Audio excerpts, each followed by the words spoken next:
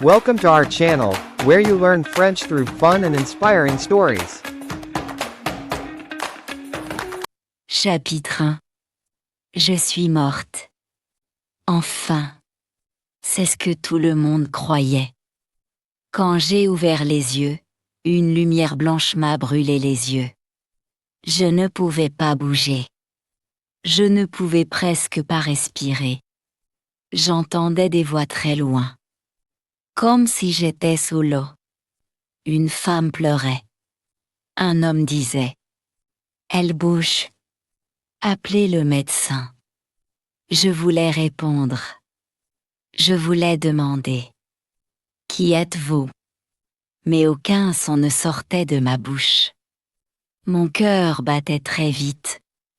J'avais peur. Très peur. Je sentais des larmes couler sur mes joues sans comprendre pourquoi.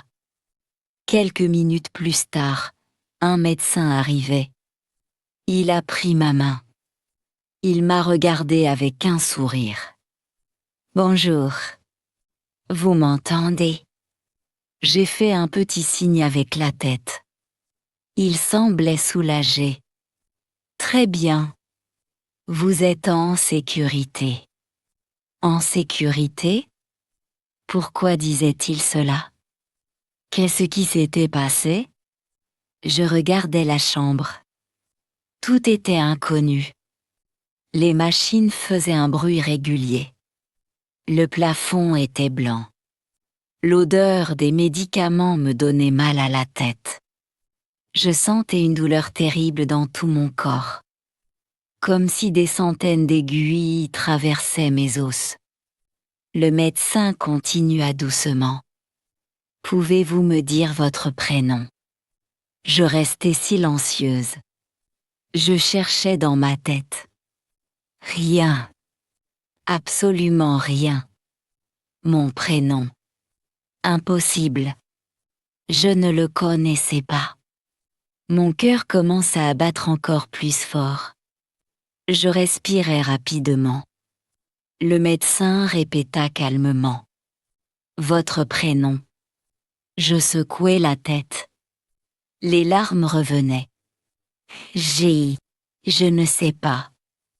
Il échangea un regard inquiet avec une infirmière. Puis il posa une autre question. « Savez-vous où vous êtes ?» Je regardai autour de moi. « Oh non. Savez-vous quel jour nous sommes ?»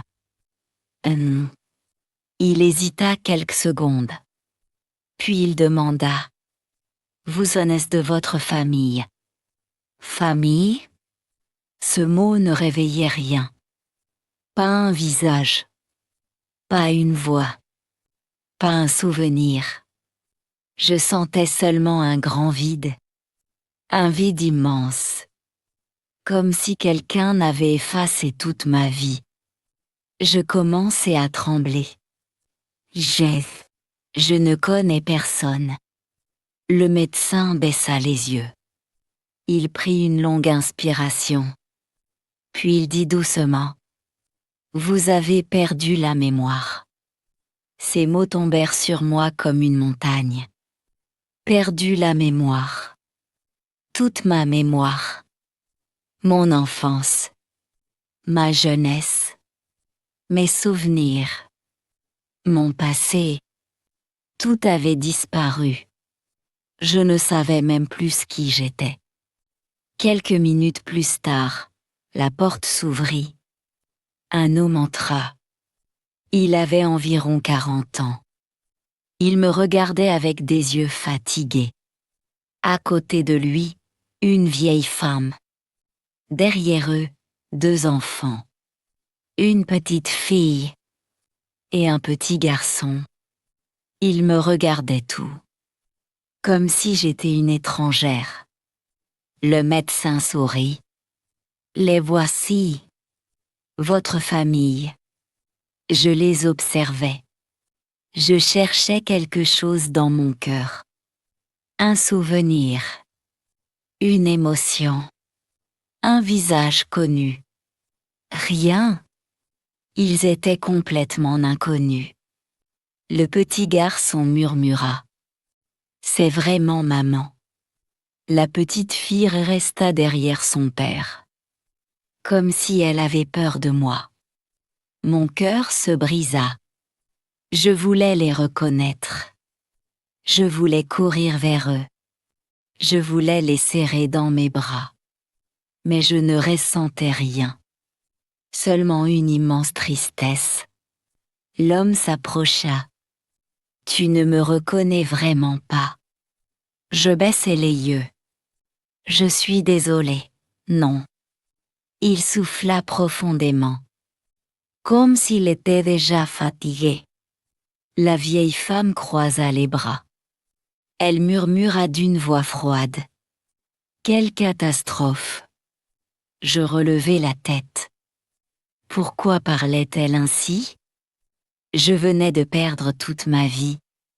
Je pensais qu'ils allaient me prendre dans leurs bras.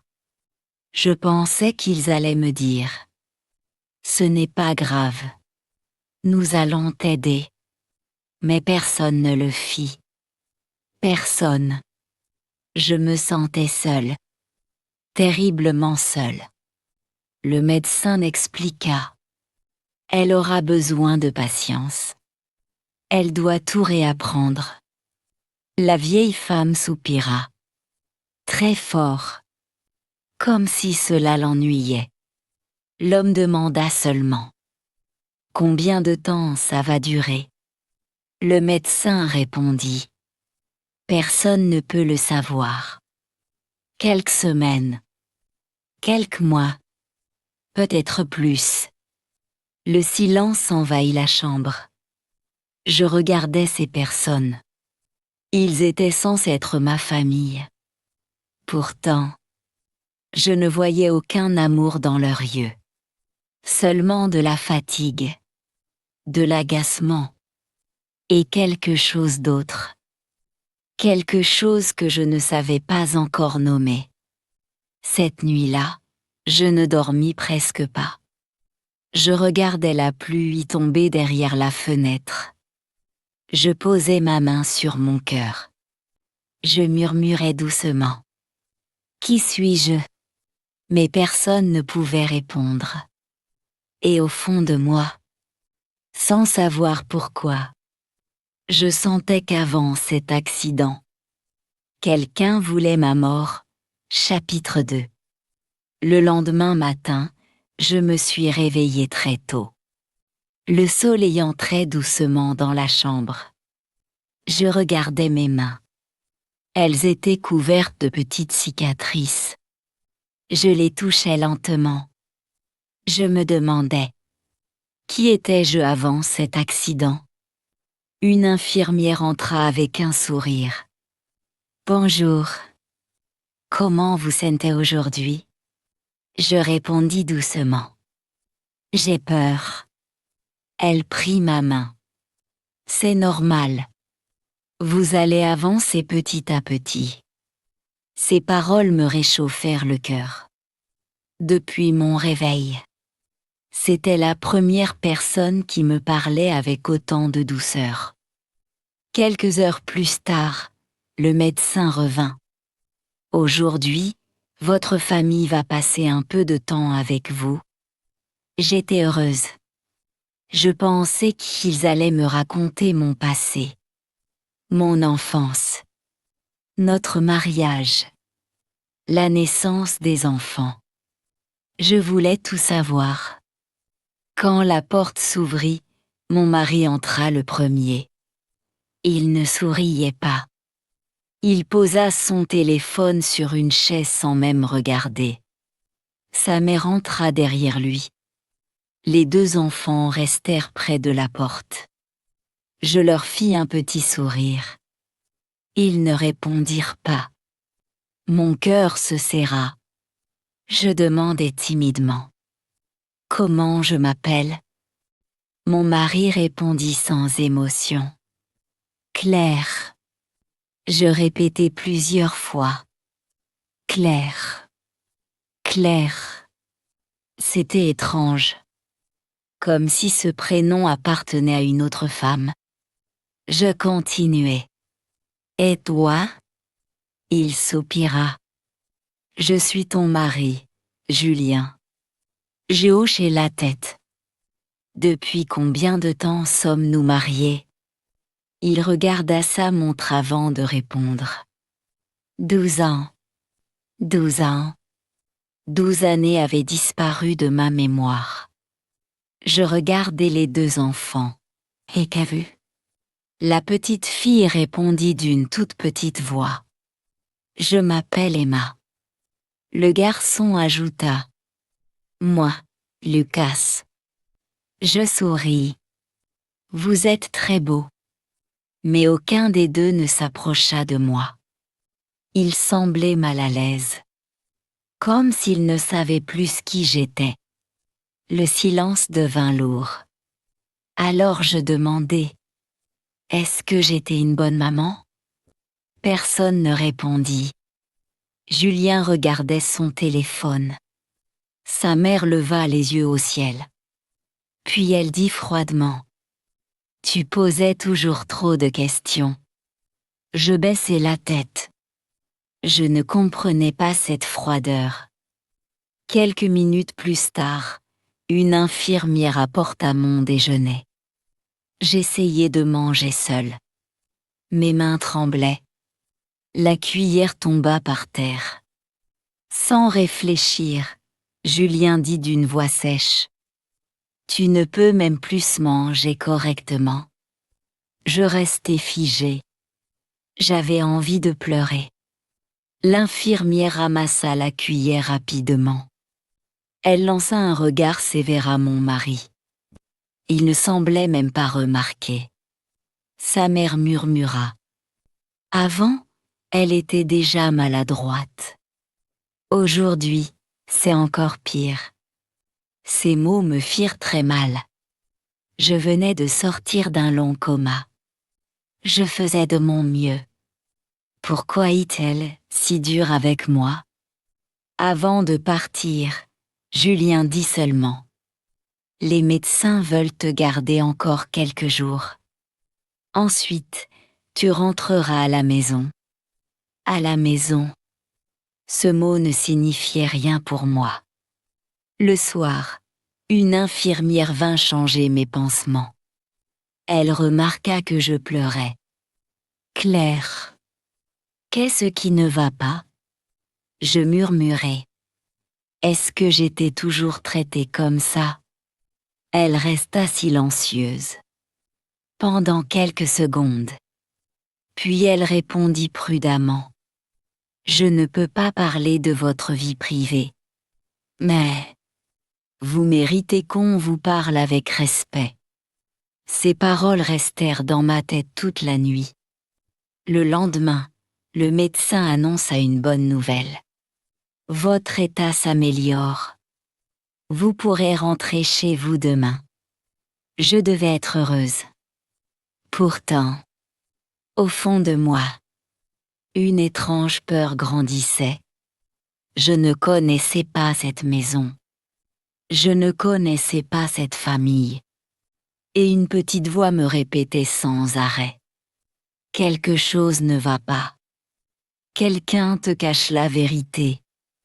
Je ne savais pas encore que, derrière les sourires forcés, un terrible secret m'attendait. Chapitre 3. Le lendemain, je quittai enfin l'hôpital. Une infirmière m'aida à monter dans la voiture. Je regardai mon mari. Il ne me demanda même pas si j'avais mal. Il démarra sans dire un mot. Pendant tout le trajet, personne ne parlait. Seul le bruit de la pluie remplissait la voiture. Je regardais les maisons défiler derrière la fenêtre. Tout était nouveau. Tout semblait étranger. J'avais l'impression d'être une invitée dans la vie de quelqu'un d'autre. Après 1 heure de route, la voiture s'arrêta devant une grande maison. Elle était belle. Très belle. Avec un grand jardin. Je murmurai. Nous habitons ici. Julien répondit sans me regarder. Oui. Je descendis lentement. Mes jambes étaient encore faibles. Je levai les yeux vers la maison. Mon cœur resta silencieux. Aucun souvenir. Rien. La porte s'ouvrit. Une odeur de café et de nourriture venait de la cuisine. J'entrai doucement. Je regardais chaque mur, chaque photo, chaque meuble. Sur une grande étagère, il y avait beaucoup de photos de famille. Je m'approchai.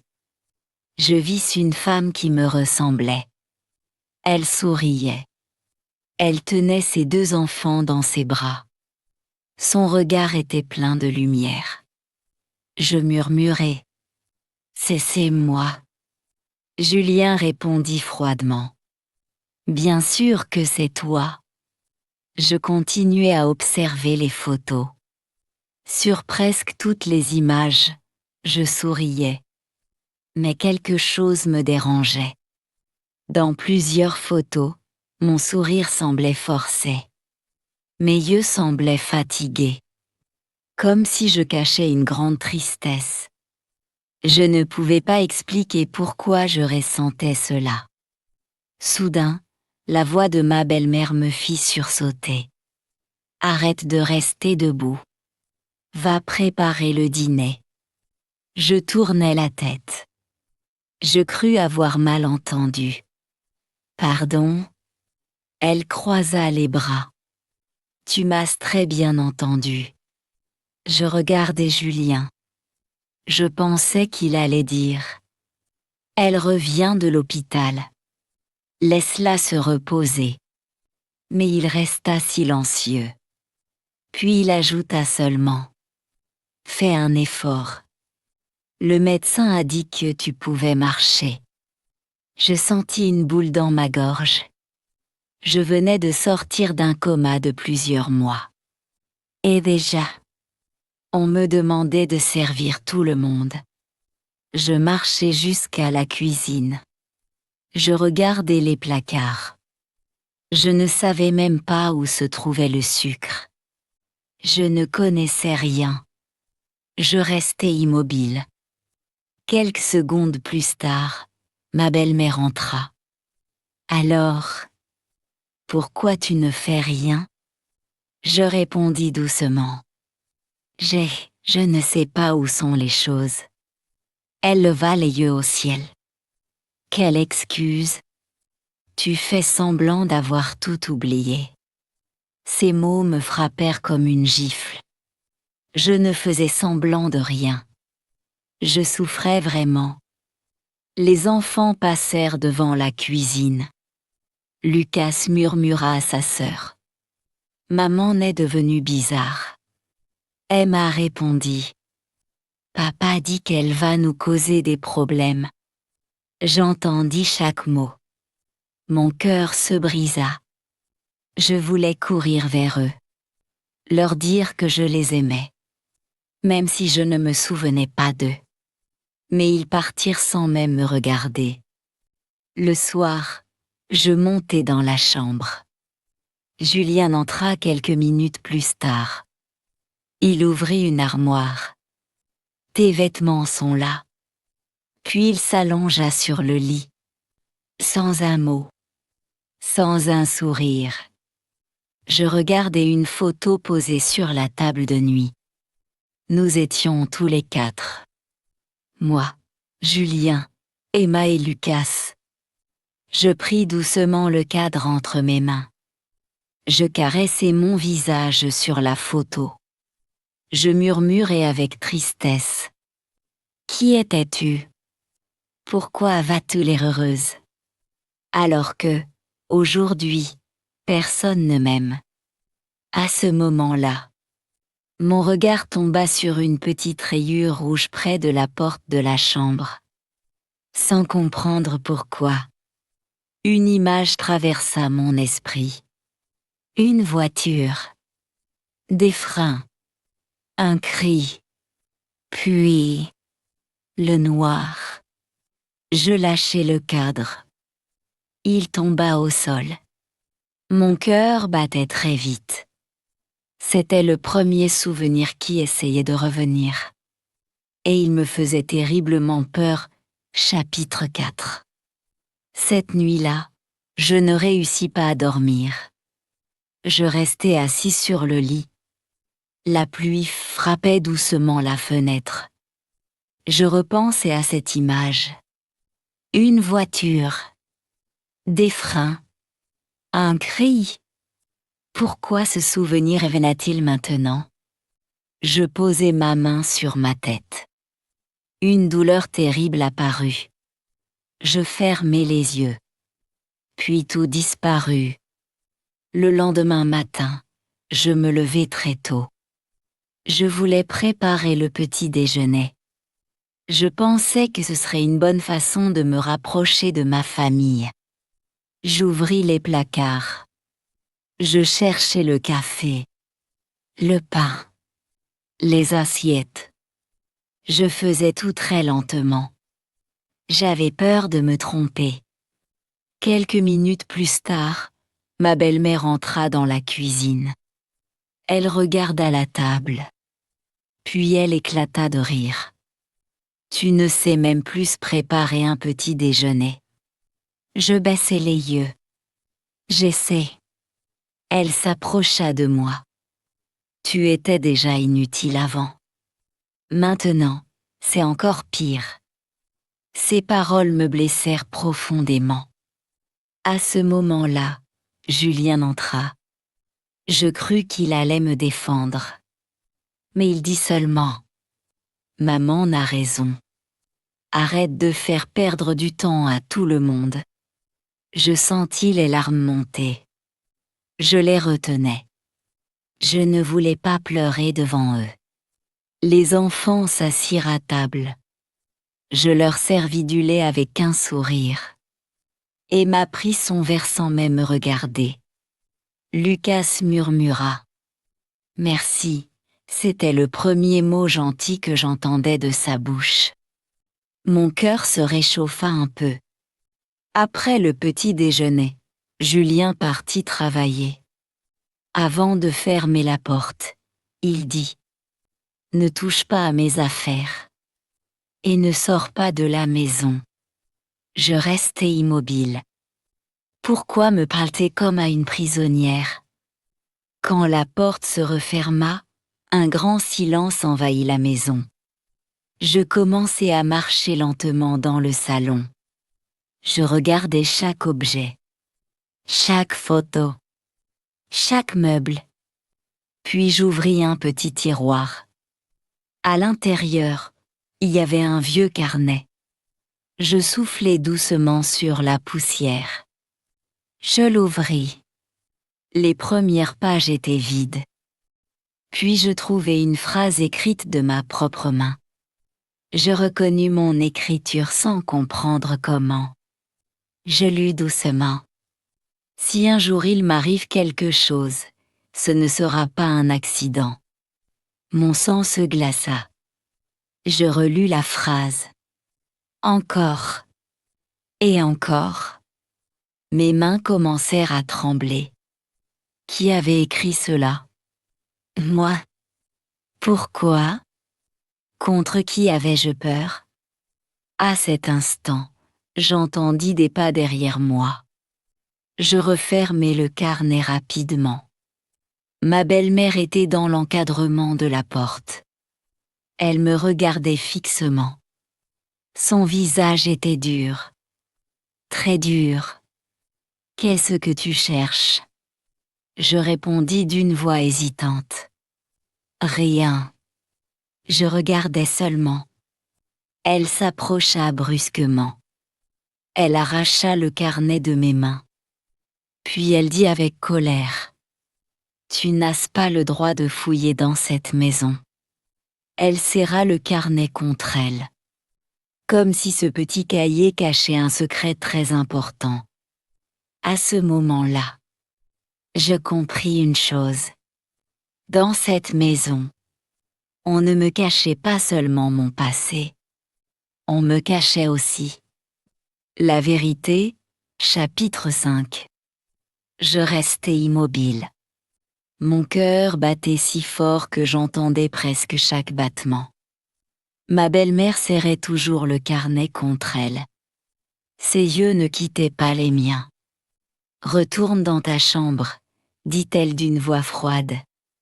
Je baissai la tête. Je fis semblant d'obéir. Mais, au fond de moi, quelque chose avait changé. Pour la première fois depuis mon réveil, je ne voulais plus seulement retrouver ma mémoire. Je voulais découvrir la vérité. Les jours passèrent. Chaque matin était le même. Je préparais le petit déjeuner. Je nettoyais la maison.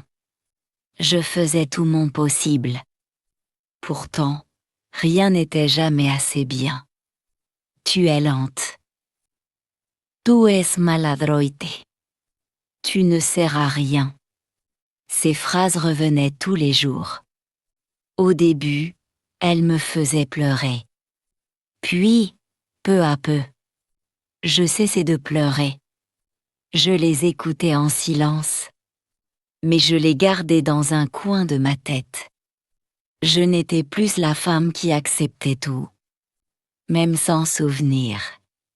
Je sentais qu'une nouvelle Claire était en train de naître. Un après-midi, alors que je rangeais le salon, quelqu'un sonna à la porte. J'ouvris. Une voisine d'une 60aine d'années se trouvait devant moi. Dès qu'elle me vit, ses yeux s'agrandirent. « Claire, tu es vivante. » Elle semblait très émue. Je souris timidement. « Excusez-moi, je ne vous connais pas. » Elle posa une main sur sa bouche. « Oh, c'est vrai. J'avais oublié ton accident. Ella es suya un elarme. Je suis Sophie. » Nous étions voisines depuis des années. Avant que je puisse répondre, ma belle-mère arriva très vite. Son visage changea immédiatement. « Sophie, tu n'as rien à faire ici. » La voisine fronça les sourcils. Je voulais seulement voir Claire. Elle a besoin de repos. Au revoir. Et elle referma presque la porte au nez de la voisine. Avant que la porte ne se ferme complètement, Sophie me regarda droit dans les yeux. Elle murmura très vite. « Ne fais confiance à personne. » Puis la porte claqua. Je restai figée. Ne fais confiance à personne. Pourquoi ma fille dit cela? Le soir, Julien rentra plus tôt que d'habitude. Il semblait nerveux. Il demanda immédiatement. « Quelqu'un est venu aujourd'hui ?» Je répondis honnêtement. « Hey !» Une voisine, Sophie. Son visage devint pâle. Très pâle. Il tourna brusquement la tête vers sa mère. Ils échangèrent un regard étrange. Un regard rempli de peur. Puis il me répondit sèchement. « Si elle revient, tu ne lui ouvres plus jamais. »« Jamais. Tu as compris ?» Je hochai doucement la tête. Mais une question tournait sans dans mon esprit. Pourquoi avait-elle si peur de cette femme? Cette nuit-là, je me levai pour boire un verre d'eau. En passant près du salon, j'entendis des voix. Julien parlait avec sa mère. Il croyait que je dormais. Je restai cachée derrière la porte. Ma belle-mère chuchota. Elle commence à poser trop de questions. Julien répondit d'une voix tendue. Sa mémoire ne doit jamais revenir. Jamais. Sinon... Il s'arrêta brusquement. Le silence envahit la pièce. Je sentis un frisson parcourir tout mon corps. Sinon... Sinon quoi? Quelle vérité avait-elle tellement peur que je découvre? Je remontai dans ma chambre sans faire le moindre bruit. Je verrouillai la porte. Je regardai mon reflet dans le miroir. Et, pour la première fois depuis mon réveil, je me fis une promesse. Je retrouverai toute la vérité. Même si cette vérité pouvait détruire toute ma vie. Chapitre 6. Le lendemain matin, je me réveillai avant tout le monde. Je n'avais presque pas dormi. Les paroles de Julien tournaient encore dans ma tête. Sa mémoire ne doit jamais revenir. Pourquoi disait-il cela? Qu'avait-il si peur que je découvre? Je descendis doucement dans la cuisine. La maison était silencieuse. Je préparais du café. Mes mains tremblaient encore. Soudain, j'entendis une voix derrière moi. « Tu es déjà debout ?» Je me retournai. C'était Lucas. Il tenait son ours en peluche contre lui. Il semblait timide. Je lui souris. « Bonjour. » Il hésita quelques secondes. Puis il s'approcha. « Est-ce que tu vas mieux ?» Mon cœur se remplit de chaleur. C'était la première fois qu'il me parlait avec autant de douceur. Je m'accroupis devant lui. « Hi, un peu. Merci de me l'avoir demandé. » Il baissa la tête. « Avant, tu me faisais toujours un câlin le matin. » Je sentis une douleur dans mon cœur. Je ne m'en souvenais pas. Mais je tendis les bras. « Est-ce que je peux encore t'en faire un ?» Lucas hésita.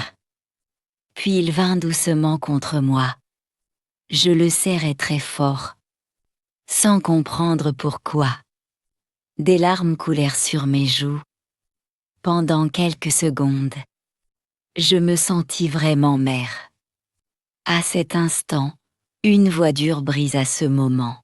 « Lucas !» Ma belle-mère était dans la cuisine. Son regard était froid. « Laisse ta mère. Va dans ta chambre. » Le petit garçon baissa la tête et partit sans discuter. Je le regardai s'éloigner avec tristesse. Pourquoi avait-il toujours nous séparer? Dans l'après-midi, tout le monde quitta la maison. Julien était au travail. Les enfants étaient à l'école. Ma belle-mère disait aller faire des courses. J'étais enfin seule. Je montai rapidement à l'étage. Je voulais retrouver le carnet. Je fouillai doucement dans la chambre de ma belle-mère. Mon cœur battait très vite. Chaque bruit me faisait sursauter. Après quelques minutes, je trouvai une petite boîte cachée sous des couvertures. À l'intérieur se trouvait mon carnet. Je l'ouvris rapidement. Cette fois, plusieurs pages étaient écrites. Je reconnus encore mon écriture. Je commençai à lire. Julien change de plus en plus. Il rentre tard. Il cache son téléphone. Quand je pose une question, il se met en colère. Je tournai la page. Aujourd'hui, il m'a crié dessus devant les enfants. Une autre page.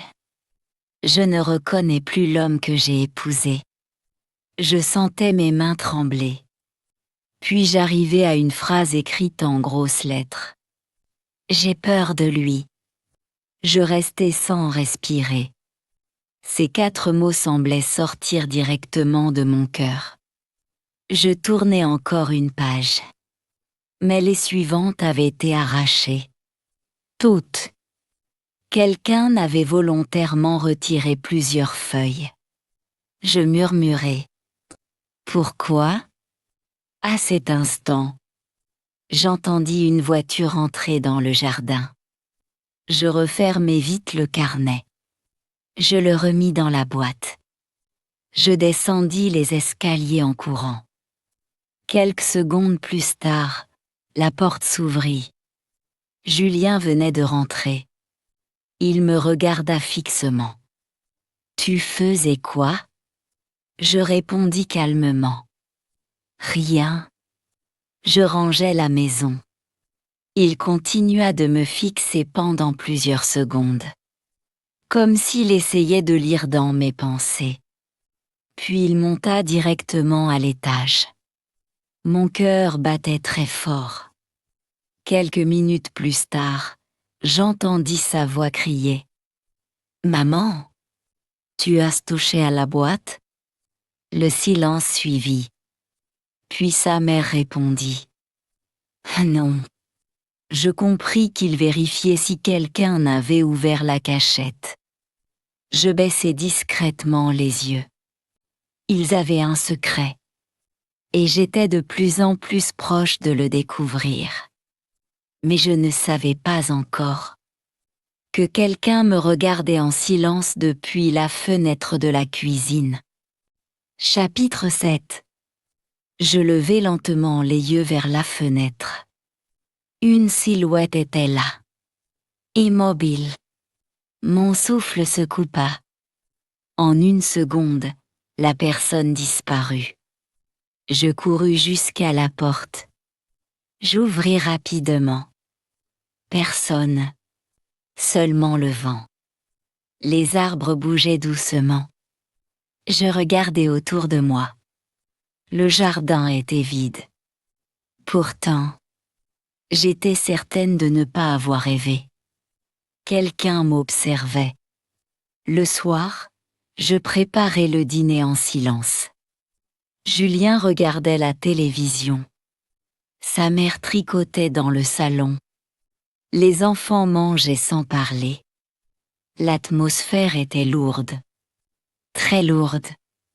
Soudain, Lucas leva les yeux vers moi. « Maman !» Tout le monde s'arrêta de manger. Le petit garçon hésita. Puis il demanda « Pourquoi tu as encore une cicatrice derrière l'oreille ?» Je portai immédiatement ma main à cet endroit. Je touchai une longue cicatrice. Je ne l'avais jamais remarquée. Je regardai Julien. Son visage changea pendant une seconde. Une seconde seulement. Puis il répondit rapidement. « C'est à cause de l'accident. » Lucas baissa la tête. Mais il murmura presque sans voix. « Pourtant, avant l'accident, tu l'avais déjà. » Le silence tomba sur la table. Julien frappa brusquement du poing. « Ça suffit. » Lucas sursauta. Il ne parla plus. Je sentis un frisson parcourir mon corps. Pourquoi mon fils avait-il dit cela? Pourquoi Julien s'était-il mis en colère si vite?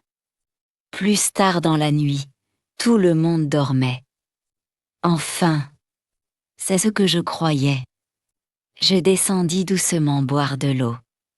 En passant devant le bureau de Julien, je remarquai que la porte était entr'ouverte.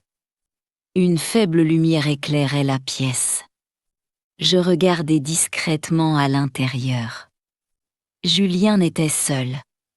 Il parlait au téléphone. Sa voix était basse. Je ne comprenais pas toutes les phrases.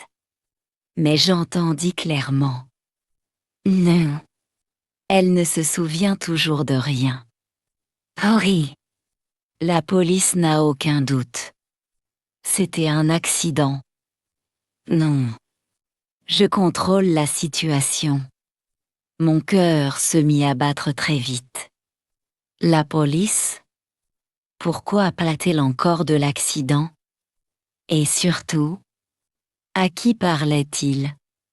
Je voulus écouter davantage. Mais une marche grinça sous mon pied. Julien tourna brusquement la tête vers la porte. Qui est là? Je courus jusqu'à ma chambre. Je refermai doucement la porte. Quelques secondes plus tard, J'entendis ses pas dans le couloir. Il s'arrêta devant ma porte. Mon cœur battait si fort que j'avais peur qu'il l'entende.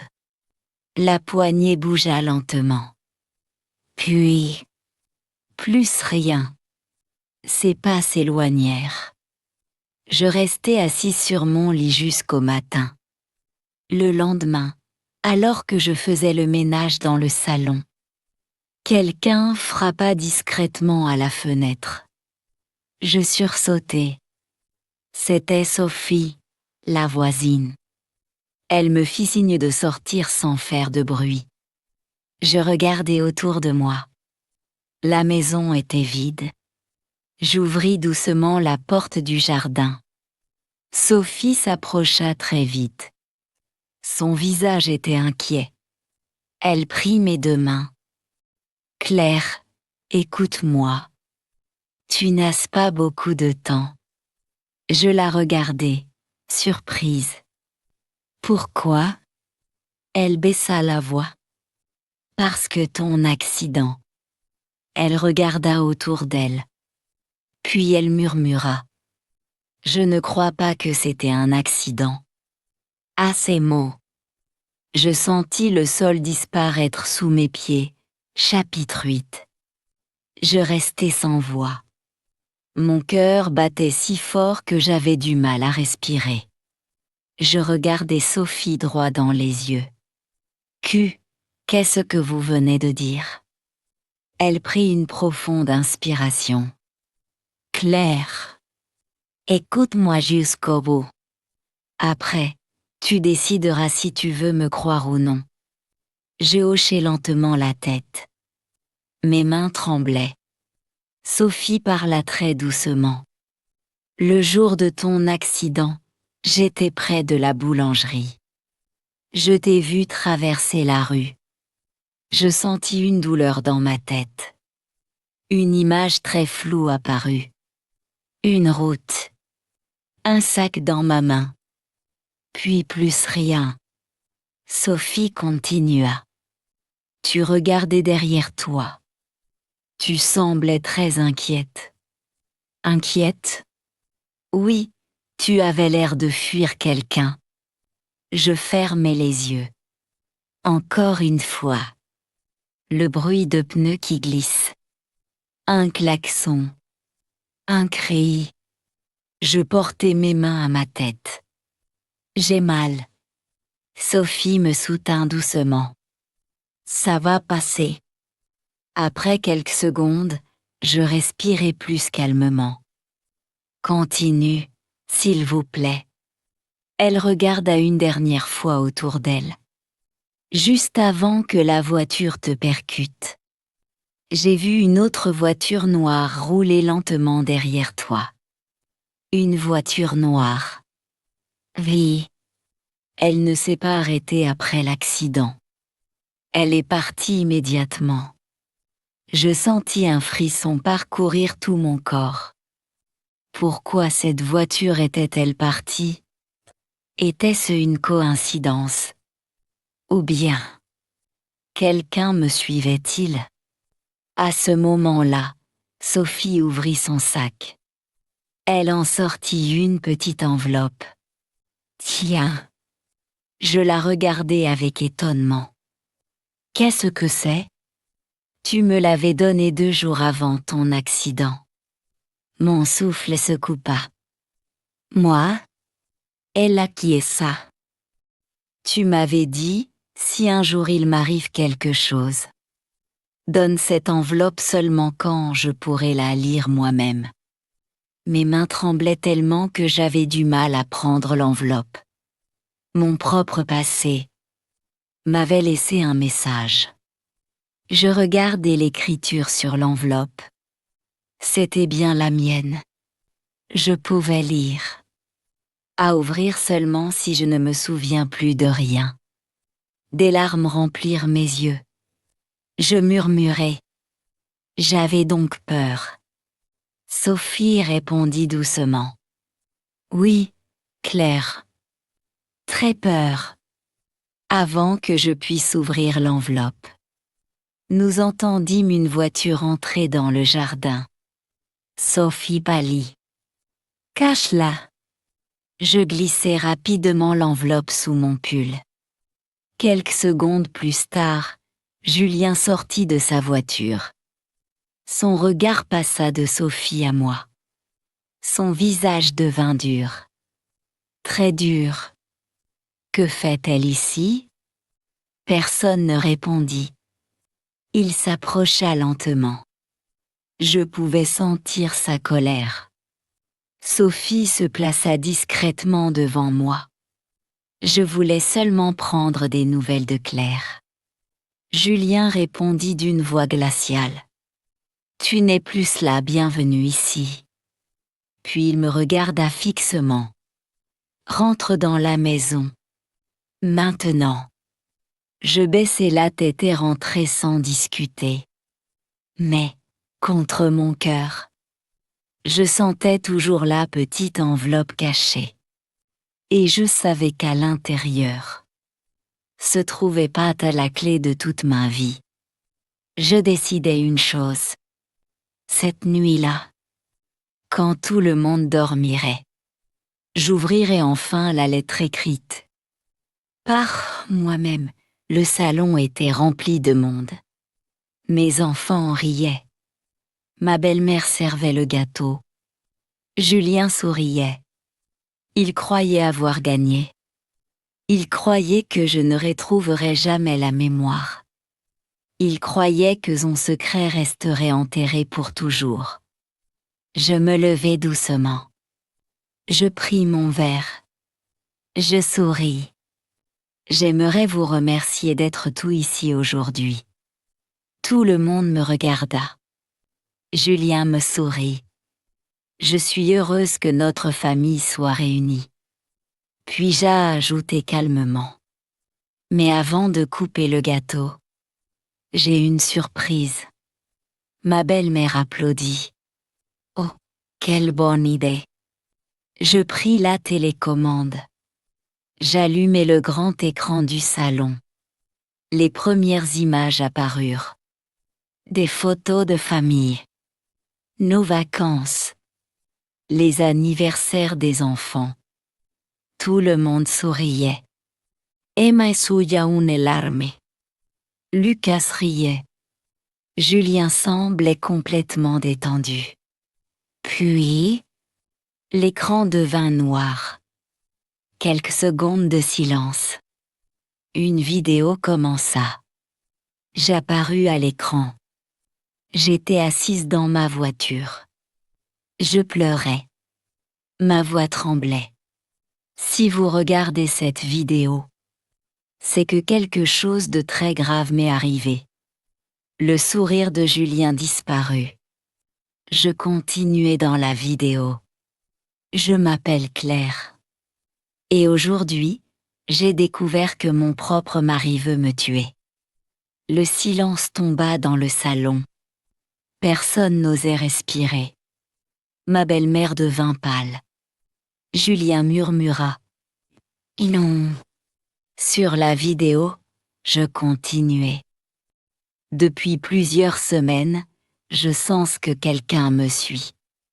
J'ai découvert des messages, des mensonges et des rendez-vous secrets. J'ai compris que Julien prépare un faux accident de voiture. Si je meurs, ce ne sera pas un accident. Emma regarda son père. Papa, c'est faux. N'est-ce pas? Julien ne répondit pas. Je lançai alors une deuxième vidéo. Cette fois, ce n'était plus moi. C'était une caméra de surveillance. On voyait clairement une rue. Quelques secondes plus tard, ma voiture apparaissait. Puis une autre voiture. La voiture de Julien. Elle roulait lentement derrière moi. Elle accéléra brusquement. Elle changea volontairement de direction. Et elle fonça droit sur moi. Le choc. Le bruit. Puis l'écran s'arrêta. Plus personne ne parlait. On entendait seulement les sanglots d'Emma. Lucas regardait son père avec des yeux remplis de peur. Papa? Pourquoi? Julien fit un pas vers moi. Claire, laisse-moi t'expliquer. Je reculai. Tu as déjà eu assez de temps pour mentir. Il voulut éteindre l'écran. Au même instant, on frappa à la porte. 3 policiers entrèrent dans le salon. Le commissaire s'avança. Julian Martin vous est en état d'arrestation pour tentative de meurtre, falsification de preuves et violence conjugale. Julien essaya de courir. Les policiers le maîtrisèrent immédiatement. Ma belle-mère tomba sur une chaise. Elle pleurait. Mon fils. Mon fils. Je la regardai calmement. Pendant des années, vous avez fermé les yeux. Aujourd'hui, vous allez regarder la vérité en face. Julien tourna une dernière fois la tête vers moi. Tu te souvenais de tout. Je répondis avec un regard ferme. Et depuis plusieurs semaines, je faisais seulement semblant. Je voulais que tu te sentes en sécurité. Comme moi, le jour où tu as essayé de me tuer. Les policiers l'emmenèrent. Emma courut vers moi en pleurant. Maman, pardonne-moi. Lucas se jeta dans mes bras. Je les serrai contre mon cœur. Je pleurais avec eux. Pour la première fois depuis très longtemps, je me sentais enfin libre. Quelques mois plus tard, le tribunal condamna Julien à une longue peine de prison. Je récupérai tous mes biens. La maison, mes économies et l'entreprise que Julien avait essayé de me voler. Je recommençai ma vie. Cette fois, avec mes enfants. Sans peur, sans mensonge.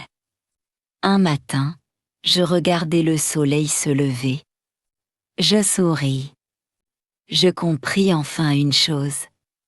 Je croyais que le jour où j'avais perdu la mémoire était le pire jour de ma vie. En réalité, c'était le jour où j'avais commencé à renaître. La vérité avait détruit mon ancienne vie, mais elle m'avait offert quelque chose de bien plus précieux. Ma liberté. Et personne ne pourrait plus jamais me la voler. Merci d'avoir écouté mon histoire jusqu'à la fin. Si cette histoire vous a touché, n'oubliez pas de laisser un petit j'aime et de vous abonner à la chaîne. Votre soutien m'encourage à créer encore plus d'histoires pleines d'émotions, de suspense et d'espoir. Dites-moi aussi dans les commentaires, qu'auriez-vous fait à ma place? Prenez soin de vous et à très bientôt pour une nouvelle histoire.